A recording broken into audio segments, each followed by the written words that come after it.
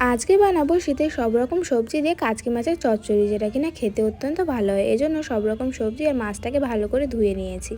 তারপরে মাছের মধ্যে নুন, হলুদ, কাশ্মীরি লঙ্কার গুঁড়ো আর সর্ষের তেল দিয়ে মাখিয়ে নেব। তারপরে মাছটা ছাকা তেলের মধ্যে ভেজে নেব।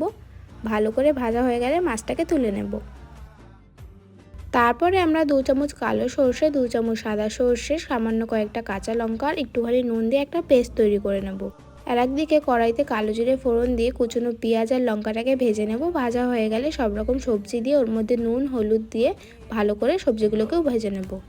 সবজিটা সিদ্ধ না হওয়া পর্যন্ত ভাজতে হবে। সিদ্ধ হয়ে গেলে ওর মধ্যে পেস্ট করে রাখা সর্ষে বাটাটাকে দিয়ে আবার 5 মিনিট ভেজে উপর থেকে ভাজা মাছ, ধনেপাতা, সর্ষে তেল ছড়িয়ে 10 মিনিট ঢেকে রাখলে কিন্তু আমাদের মাছ তরকারি রেডি। আর এটা গরম ভাতের সাথে খেতে কিন্তু অত্যন্ত ভালো লাগে। তোমরা অবশ্যই বাড়িতে ট্রাই করে দেখতে পারো।